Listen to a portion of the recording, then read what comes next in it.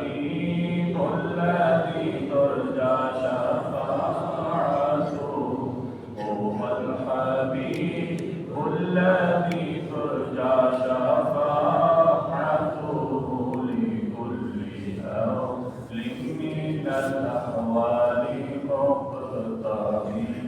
مولاي صل وسلم دائما أبدا على حبيبك خير الخلق كلهم. محمد سيد الكونين والثقلين، محمد سيد الكونين والثقلين والفريقين من عرب ومن عجم. مولاي صل وسلم دائما أبدا على حبيبك خير الخلق كلهم. أعوذ بالله من الشيطان الرجيم. بسم الله الرحمن الرحيم. تلك الرسل فضلنا بعضهم على بعض. تیسرے پارے میں 34 آیات سورہ بقرہ شریف کی ہیں، اور اس کے بعد سورہ آل عمران ہے، اس کی 91 آیات اس تیسرے پارے میں. تو ٹوٹل جو ہے 125 آیات کریمہ پر یہ تیسرا پارہ مشتمل ہے. اور اس کی ابتدا میں اللہ رب الجلال نے ان خصوصیات کا ذکر کیا جو بعض رسولوں کو اللہ رب الجلال نے عطا فرمائی. مثلا کسی کو بغیر واسطے کے خلق ہم کلامی کا شرف عطا فرمایا، کسی کو تعین اور واضح معجزات سے ان کی مدد فرمائی گئی، اور کسی کو سیادت اور قیادت عطا فرمائی گئی. اور تمام انبیاء سے بڑھ کر ہمارے آقا مولا صلی اللہ علیہ وسلم کو فضیلت عطا فرمائی گئی. پھر دوسرے رکوع میں اللہ رب الجلال نے ذکر فرمایا کہ قیامت کے دن وہی مال کام آئے گا جو دنیا میں نیک کاموں میں خرچ کیا ہوگا. اچھی نیت کے ساتھ اللہ کی رضا کے لیے جو دنیا میں مال خرچ کیا ہوگا وہ قیامت کے دن انسان کے کام آئے گا. اسی طرح جو دنیا میں اللہ کی رضا کے لیے کسی سے دوستی کی ہوگی وہ دوستی بھی قیامت کے دن کام آئے گی، اور سفارش بھی جو نیک ہوگی وہ کام آئے گی. اسی طرح اس دوسرے رکوع میں سورہ آیت الکرسی ہے جو کہ بڑی شان والی ہے، اور کتاب اللہ میں افضل ترین جو آیت مبارکہ ہے وہ آیت الکرسی ہے. اس میں اللہ رب الجلال نے ذکر فرمایا کہ غور جتنا اس آیت مبارکہ میں کیا جائے، یعنی آیت الکرسی میں جتنا غور کرتے جائیں گے اتنی ہی اللہ تعالیٰ کی عظمت اور اس کے بارے میں عقائد جو ہے وہ واضح ہوتے جائیں گے. دین منانے میں کوئی زبردستی نہیں ہے. فرمایا لا اکراہ فی الدین، دین منوانے میں کوئی زبردستی نہیں ہے. لیکن ایک بندہ مسلمان ہو پھر اس کو روکا جائے گا کہ وہ دین اسلام کو چھوڑے نہ، لیکن کسی غیر مسلم کو تلوار کے طور پہ زبردستی ایمان میں اسلام میں داخل نہیں کیا جائے گا. آج کل اس کا مطلب جو ہے وہ غلط لیا جا رہا ہے، کیونکہ یہ درست نہیں ہے. آگے فرمایا کہ اسلام پر مضبوطی سے قائم رہنے کے لیے ہر گمراہی سے بچنا ضروری ہے. بندہ گمراہی سے بچے گا تو دین اسلام پر ثابت قدم رہے گا. اگر گمراہوں کی صحبت جو ہے اختیار کر لے پر بندہ دین اسلام سے پھسل جائے گا. یعنی ذکر فرمایا اس کو کیا کرتے ہیں، مسلمانوں کا ولی اللہ تعالیٰ ہے اور کافروں کا دوست شیطان ہے. اس کے بعد رکوع نمبر 3 میں اللہ رب الجلال نے حضرت سیدنا ابراہیم علیہ السلام کا نمرود سے جو مناظرہ ہوا اس واقعے کا ذکر فرمایا. اور پھر اس کے بعد حضرت سیدنا عزیر علیہ السلام کا ذکر پاک فرمایا کہ وہ گزر رہے تھے، بستی میں دیکھا کہ لوگ مرے پڑے ہیں. پھر انہوں نے تعجب کا اظہار کیا. پھر حضرت عزیر علیہ السلام کو اللہ نے وفات دی، اور پھر 100 سال کے بعد دوبارہ حضرت عزیر علیہ السلام کو اللہ تعالیٰ نے زندہ فرمایا. تو اس کا ذکر بھی اسی تیسرے رکوع میں ہے. پر ان کے بعد دوسرا واقعہ ہے مرنے کے بعد دوبارہ زندہ اٹھائے جانے پر جو مثال ہے. ایک تو اس میں حضرت عزیر علیہ السلام کو اللہ نے دوبارہ زندہ کیا، اس میں بھی دلیل ہے کہ اللہ تعالیٰ مرنے کے بعد دوبارہ زندہ کرنے پر قادر ہے، کہ جو لوگوں کو مردہ کر دے گا، مار دے گا، اس کے بعد دوبارہ زندہ کرنے پر بھی اللہ تعالیٰ قادر ہے۔ اور دوسرا واقعہ اس رکوع میں جو کہ مرنے کے بعد دوبارہ زندہ کی جانے پر دلیل ہے، وہ سیدنا ابراہیم علیہ السلام کا وہ واقعہ ہے کہ 4 پرندوں کے لینے کا حکم دیا گیا اور پھر ان 4 کو ذبح کیا گیا، قیمہ بنایا گیا، مختلف پہاڑیوں پہ 4 ٹکڑے ہوئے حصوں میں تقسیم کر کے رکھا گیا اور پھر ان کو حضرت ابراہیم علیہ السلام نے اپنی طرف بلایا، پھر وہ دوڑتے ہوئے زندہ ہو کر آپ کے پاس پہنچ گئے۔ اس میں بھی مرنے کے بعد دوبارہ زندہ کی جانے پر واضح دلیل ہے۔ اب اس کے بعد چوتھے رکوع میں اللہ رب الجلال نے ذکر فرمایا راہ خدا میں خرچ کرنے والوں کی ایک دانے سے تشبیہ دی، مثال دی ہے کہ جو اللہ کی راہ میں خرچ کرتا ہے اس کی مثال ایک دانے جیسی ہے۔ وہ ایک دانہ زمین میں بویا جاتا ہے، پھر اس سے کمپنیں نکلتی ہیں، پھر اس کے اوپر سکے بنتے ہیں، ہر سکے میں 100 دانے ہوتے ہیں۔ یہ مثال ذکر فرمائی اللہ کی راہ میں خرچ کرنے والوں کے لیے۔ پھر اللہ رب الجلال نے اس کے بعد صدقے کی قبولیت کی شرائط ذکر فرمائی ہیں۔ ان میں سے پہلی شرط یہ ہے کہ جس کو صدقہ دیا جائے اللہ کی رضا کے لیے دیا جائے، اسے احسان نہ جتایا جائے، اور دوسری یہ ہے کہ مال دینے کے بعد، صدقہ دینے کے بعد اس کو تکلیف نہ دی جائے۔ تو یہ 2 شرائط صدقہ کی قبولیت کی ذکر فرمائی ہے پورے نمبر 4 میں کہ جو اگر بندہ صدقہ دے تو نہ تو اس کو احسان جتائے، نہ کسی قسم کی اور تکلیف دے۔ پھر اس کے بعد ذکر فرمایا کہ اگر کوئی بندہ صدقہ دیتا ہے، صدقہ دے کر تکلیف پہنچاتا ہے، تو اس صدقہ دینے سے بہتر یہ ہے کہ اسے اچھی بات کہہ کر اس سے معذرت کر لی جائے۔ مثلا آپ کے دروازے پہ کوئی سوال کرنے والا آیا، اگر دے کر اسے تکلیف پہنچانی تو بہتر یہ اسے کر کے آپ اس سے معذرت کر لیں، اسے کہیں کہ آپ میرے پاس نہیں ہیں، جب اس طرح بھی اچھے طریقے سے اس سے معذرت کر لیں۔ پھر اس کے بعد ذکر فرمایا کہ صدقات دینے کے بعد احسان جتا کر تم اپنے صدقات کو باطل نہ کرو۔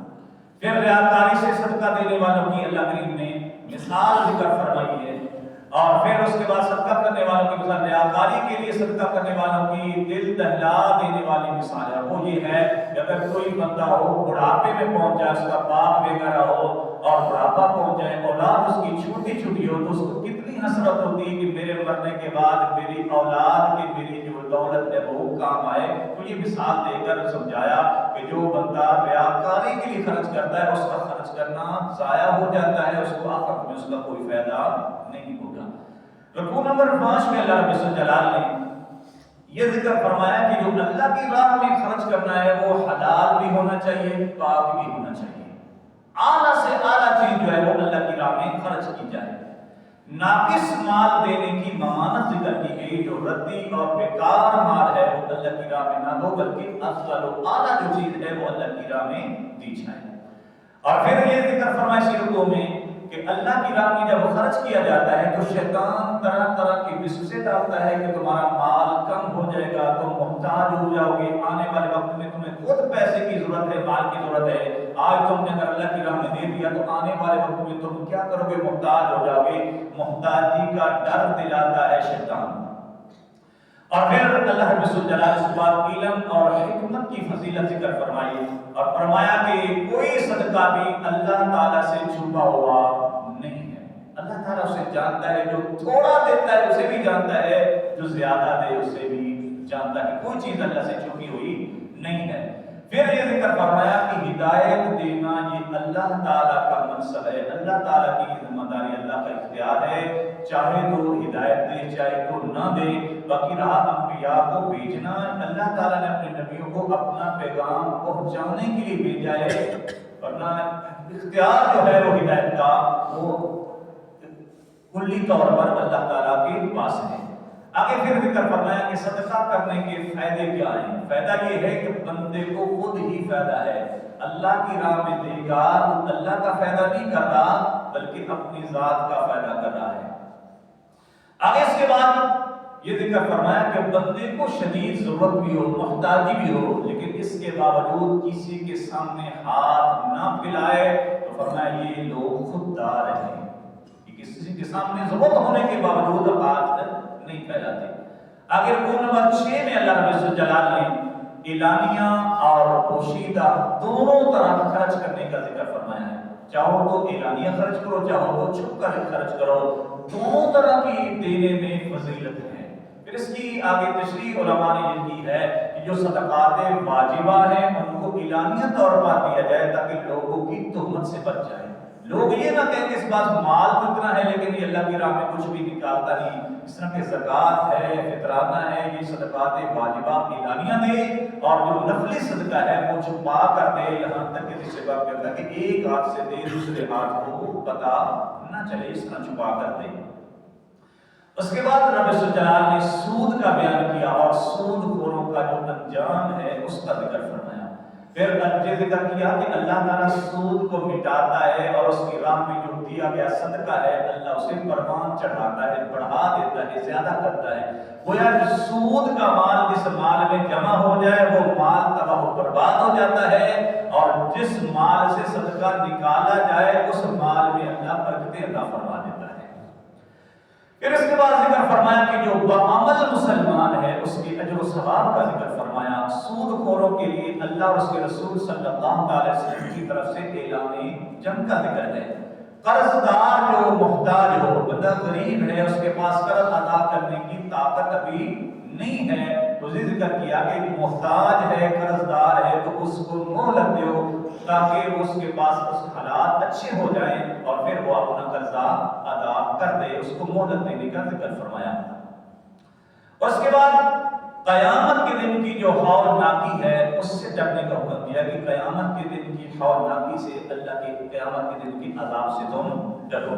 اس کے بعد رکوع نمبر 7 ہے، اس میں ادھار معاملات کا ذکر فرمایا کہ اگر کوئی بندہ دنیا میں رہتا ہے، تجارت کرنی ہے، لین دین کرنا ہے، وہ ادھار بھی ہو سکتا ہے، نقد بھی ہو سکتا ہے. یہ ذکر کیا ہے کہ اگر ادھار لین دین کرنا ہے تو پھر تمہیں لکھ لینا چاہیے تاکہ آنے والے وقت میں لڑائی جھگڑے سے بچ سکو. اگر لکھا ہوگا پھر لڑائی جھگڑا کی نوبت نہیں آئے گی. اگر زبانی کلامی ہوگا پھر ایک فریق کچھ کہے گا دوسرا کچھ کہے گا. تو رکوع نمبر 7 میں یہ ذکر فرمایا کہ اگر تم معاملہ ادھار کرتے ہو تو پھر لکھ لو، اور لکھنے والے کو تنبیہ کی ہے کہ جو لکھنے والا ہے وہ بھی ڈنڈی نہ مارے. پھر اگر ایک ہی بندہ لکھنا پڑھنا جانتا ہے اس کو لکھنے سے انکار بھی نہیں کرنا چاہیے. اور پھر یہ ذکر فرمایا کہ اگر کوئی خود لکھنا نہیں جانتا تو کسی دوسرے بندے سے لکھوائے، یعنی یہ لکھوانے کی جو مزدوری اور اجرت ہے وہ ادھار لینے والے کی ذمہ ہوگی. اور پھر اس کے بعد ذکر فرمایا کہ اگر تمہارا سودا نقد ہو تو پھر اگر نہ بھی لکھو تو کوئی حرج نہیں. ادھار میں لکھنے کا حکم ہے اور نقد میں رخصت ہے کہ نہ بھی لکھو تو کوئی حرج نہیں ہے. پھر سودا کرتے وقت گواہ بنانے کا ذکر کیا کہ اگر تم لین دین کرتے ہو تو تم گواہ مقرر کر لو تاکہ آنے والے وقت میں نزاع اور جھگڑے سے بچا جا سکے.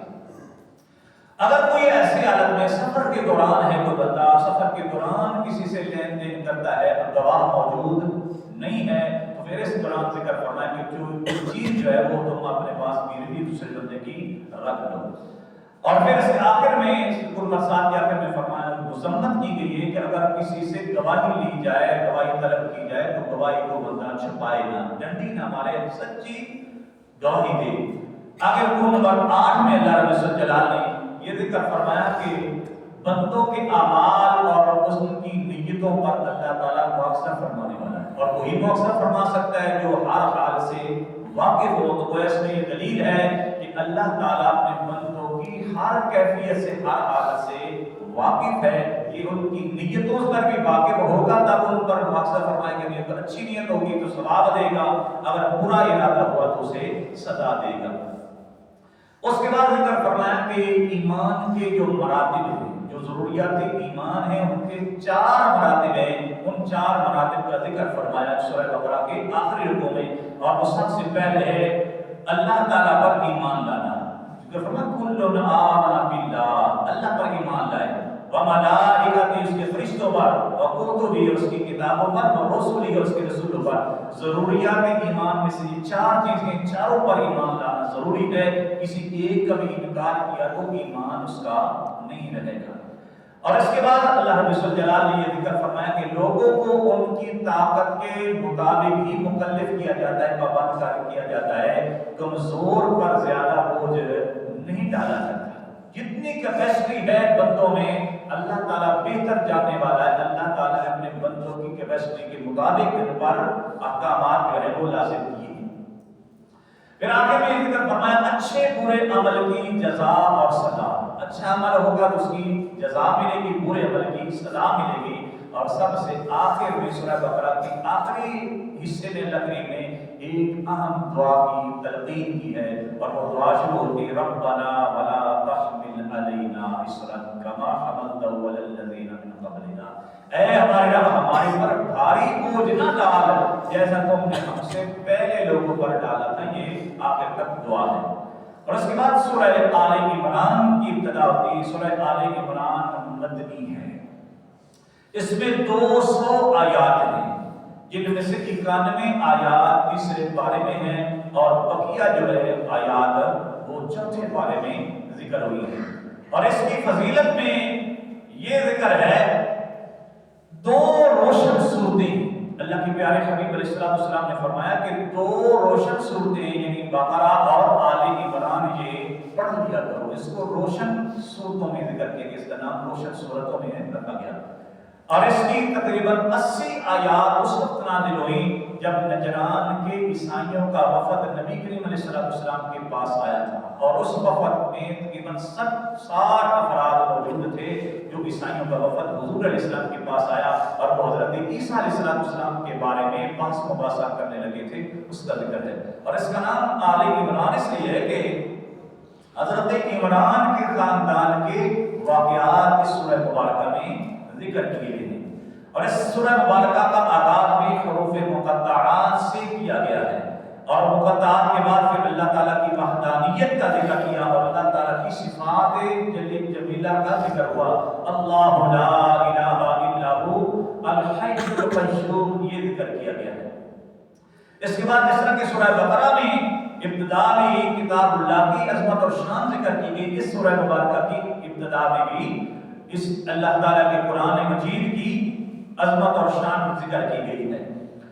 اور اس کے بعد اللہ رب الجلال نے ماں کے پیٹ میں بچے کی صورت بنانے کا ذکر کیا کہ اللہ تعالیٰ یہ ہے جو ماں کے پیٹ میں بچے کی صورت بناتا ہے، یہ اللہ تعالیٰ ہے، اللہ تعالیٰ اس پر قادر ہے۔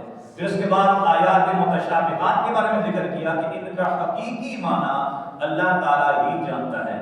اور اس کے بعد اللہ رب الجلال نے دعا ذکر کی، اور وہ دعا کیا ہے ربنا لا تزغ قلوبنا بعد إذ هديتنا۔ اے ہمارے رب ہمیں تو نے ہدایت دی ہے، ہدایت دینے کے بعد ہمارے دلوں کو ٹیڑھا نہ کرنا بلکہ ثابت رکھنا۔ اور اس کے بعد یہ قیامت کے دن کی ہولناکی سے بچنے کے لیے اس کی دعا ذکر فرمائے ربنا انک جامع الناس لیوم لا ریب فیہ، کہ بے شک تو سب لوگوں کو جمع کرنے والا اس دن کے لیے جس میں کوئی شک نہیں ہے، اور اس دن کے آنے میں بھی کوئی شک نہیں ہے۔ اس کے بعد اللہ رب الجلال نے مال اور اولاد پر غرور کرنے کا جو کفروں کا انجام تھا وہ ذکر فرمایا کہ مال کی کثرت ہو، اولاد کی کثرت ہو، اس پر غرور نہیں کرنا چاہیے، تکبر نہیں کرنا چاہیے، یہ کافروں کا شیوا تھا، اور ان کی سزا کا ذکر رب الجلال نے اس رکوع نمبر 10 میں فرمایا۔ پھر یہودیوں کے دنیاوی اور اخروی انجام کا ذکر کیا کہ دنیا میں اگر انہوں نے اللہ کے نبی پر ایمان نہیں لایا تو دنیا میں سزا کیا ملی اور آخرت کو سزا کیا ملے گی، اس کا ذکر کیا۔ اور پھر اس کے بعد غزوہ بدر میں عبرت اور نصیحت کا ذکر کیا گیا، اور پھر جنت کی نعمتوں کے بارے میں ذکر کیا کہ جنت کی نعمتیں افضل ہیں، بہتر ہیں۔ پھر ذکر کیا اس میں ان الدین عند اللہ اسلام، کے اللہ کے نزدیک پسندیدہ دین اسلام ہے۔ پھر یہودیوں اور عیسائیوں کا جو آپس میں اختلاف تھا، ایک دوسرے پر طعن و تشنیع کیا کرتے تھے، اس کا سبب ذکر کیا، اور وہ سبب کیا ہے؟ حسد اور اناد تھا۔ دونوں میں حسد پایا جاتا تھا، تبھی تو ایک دوسرے کے دین کا انکار کیا کرتے تھے، تو یہ ذکر فرمایا۔ اور آخر میں ذکر فرمایا نمبر 10 میں کہ نبی کی ذمہ داری کیا ہے۔ نبی کی ذمہ داری ہے اللہ تعالیٰ کا پیغام پہنچا دینا، اور وہ ہر نبی نے اپنی ذمہ داری پوری کی ہے، ذرا برابر میں اس میں کوئی کمی کوتاہی کسی نبی نے بھی نہیں کی۔ آگے رکوع نمبر 11 میں اللہ رب الجلال نے انبیاء کرام علیہ السلام اور علماء مصلحین واعظین جو ہے ان کو شہید کرنے والوں کا انجام ذکر کیا کہ جنہوں نے اللہ کے نبیوں کو شہید کیا ان کا انجام کیا ہوا. پھر یہود کی تورات سے روگردانی کی، جو احکام تورات میں ان کے پر لازم کیے گئے تھے انہوں نے اس سے اپنا چہرہ پھیر لیا، اس پر عمل نہیں کیا، اس کا ذکر کیا. پھر یہودیوں کا جو اپنی نجات کے بارے میں ان کا اپنا خود ساختہ عقیدہ تھا اس کا ذکر کیا، اور وہ یہ تھا کہ ہم تو بخشے بخشائے ہیں، جو مرضی عمل کرتے رہے. ان کا یہ خود ساختہ خیال تھا، اس کی مذمت کی گئی. پھر اللہ تعالیٰ کی عظمت اور شان کے دلائل ذکر کیے گئے اور کافروں کو دوست بنانے کی ممانعت ذکر کی. یہاں تک میرے بھائی جب اللہ کے قرآن میں نص قطعی آ جائے پھر ہم کسی اور کی پیروی کے قائل نہیں کہ کسی اور شخصیت کو مانے نہیں، ہم اللہ کے قرآن کو مانیں گے. اللہ کے قرآن میں واضح طور پر یہ ذکر کر دیا کہ کافروں کو دوستوں نہ بناؤ، لہذا ہم اللہ کے قرآن پر عمل کرتے ہوئے کسی کافر کو اپنا دوست نہیں بنا سکتے. پھر ذکر کیا برے اعمال جو ہیں وہ کرنے والوں کو قیامت کے دن حسرت ہوگی، کہیں کہ ہائے افسوس، کاش ہم دنیا میں برے عمل نہ کرتے، نیک عمل کیے ہوتے. یہ ذکر فرمایا کہ ان کو قیامت کے دن برے عمل کرنے والوں کو حسرت ہوگی. آگے رکوع نمبر 12 میں اللہ رب الجلال نے یہ ذکر فرمایا کہ نبی کریم علیہ السلام کی اتباع جو ہے یہ محبت کی دلیل ہے. ذکر فرمایا قل ان کنتم تحبون اللہ فاتبعونی، اگر تم اللہ سے محبت کا دعویٰ کرتے ہو تو پھر میری اتباع کرو. حضور کی اتباع محبت کی دلیل ہے. اس کے بعد اللہ رب الجلال نے حضرت مریم رضی اللہ تعالیٰ عنہا کا ذکر کیا اور ان کی نظر ماننے کا ذکر، ان کی والدہ کا ذکر کیا، ان کی نظر ماننے کا ذکر کیا. حضرت مریم جو حضرت عیسیٰ علیہ السلام کی امی جان ہے، ان کی امی یعنی حضرت عیسیٰ علیہ السلام کی نانی جان نے نظر مانی تھی، اس نظر کا ذکر کیا ہے. اور وہ یہ تھا کہ مجھے اللہ تعالیٰ بیٹا دے تو میں بیت المقدس کی خدمت کے لیے اسے وقف کر دوں گی، یہ نظر مانی تھی. لیکن بیٹی کی بجائے بیٹی پیدا ہوئی اور وہ حضرت مریم رضی اللہ تعالیٰ پیدا ہوئی. جب ان کی پیدا ہوئی تو پھر انہوں نے اللہ کی حضرت کی مولا یہ تو بیٹا نہیں ہے بیٹی ہے، اور بیٹی بیٹے کی مثال نہیں ہو سکتی. پھر اللہ تعالیٰ نے فرمایا کہ ہم نے کسی کو قبول کر لیا ہے تو ان کو بیت المقدس کی خدمت کے لیے وقف کر دو، ہم اسے قبول کر لیں گے. پھر حضرت مریم چھوٹی تھی، ان کی کفالت کا مسئلہ آیا. پھر ان دو لوگوں کے درمیان جھگڑا ہو کہ کون ان کی کفالت کرے گا. پھر قرآن اندازی کی گئی، کلموں کے ذریعے قرآن اندازی ہوئی اور وہ پورا حضرت سیدنا زکریا علیہ السلام جو حضرت مریم کے خالو تھی، حضرت مریم کی خالہ حضرت زکریا علیہ السلام کی نکاح میں تھی. پھر پورا ان کے نام نکلتا ہے اور حضرت مریم کی کفالت جو ہے حضرت سیدنا زکریا علیہ السلام کرتی. پھر ایک کمرے میں حضرت مریم کا رہنا، وہاں پر بھی مسلم بنوں کا آنا. پھر ان کو دیکھ کر حضرت زکریا علیہ السلام کو ان سے پوچھنا یہ خالد کہاں سے آئے ہیں، اور ان کا کہنا کہ یہ اللہ تعالیٰ کی طرف سے آئے. پھر اس مقام پہ حضرت زکریا علیہ السلام کے ہاں اس وقت تک اولاد نہ ہوئی تھی، اولاد نبی نہ تھی. پھر اس مقام پہ کھڑے ہو کے اس محراب میں عبادت کی جگہ پہ حضرت زکریا علیہ السلام نے دعا کی تھی. پھر اللہ تعالیٰ نے یحییٰ علیہ السلام جو ان کے بیٹے ہیں ان کے پیدائش کی، ان کی ولادت کی خوشخبری سنائی تھی. اور پھر انہوں نے یہ عرض کی تھی کہ مولا میں بوڑھا ہو چکا ہوں، میری بیوی بھی بوڑھی ہو چکی ہے، یہ کس طرح ہوگا، اس کی کوئی نشانی ہو. تو اللہ تعالیٰ نے نشانی یہ ذکر فرمائی کہ نشانی یہ ہوگی کہ 3 دن تم کا یہ جو کلام ہے وہ نہیں کر سکتے. اشارے سے کلام کرتے تھے، زبان سے لوگوں سے گفتگو نہیں کر سکتے تھے. یہ نشانی تھی بیٹے کی ولادت کی بشارت کی. اور پھر جب اللہ کا ذکر کرتے تو زبان چلتی تھی، لوگوں سے گفتگو کے لیے زبان نہیں چلتی تھی، بلکہ اس وقت اشارے سے آپ بات فرمایا کرتے تھے. تو 3 دن تک کلام نہ کرنا یہ حضرت زکریا علیہ السلام کو نشانی ملی تھی آپ کے بیٹے حضرت یحییٰ کی ولادت کی. اس کے بعد رکوع نمبر 13 میں اللہ رب الجلال نے حضرت مریم رضی اللہ عنہا کی عظمت اور شان کو ذکر کیا ہے. پھر قرآن اندازی کا ذکر حضرت عیسیٰ علیہ السلام کی بشارت ملنے پر بارگاہ الہی میں حضرت مریم نے جو عرض کیا تھا مولا میں تو کماری ہوں، پاک دامن ہوں، میں بوڑھی عورت نہیں ہوں، تو شادی بھی میری ہوئی نہیں، کوئی بشر میرے قریب آیا نہیں، تو میرے ہاں بیٹا کس طرح پیدا ہوگا. اللہ تعالیٰ نے فرمایا اللہ تعالیٰ جو چاہتا ہے وہی کر دیتا ہے. اللہ کی قدرت سے کوئی بعید نہیں ہے کہ کماری کی ماں بیٹا پیدا ہوئے، جس طرح کہ حضرت آدم علیہ السلام کو بغیر ماں اور بغیر باپ کی اللہ تعالیٰ نے پیدا فرمایا۔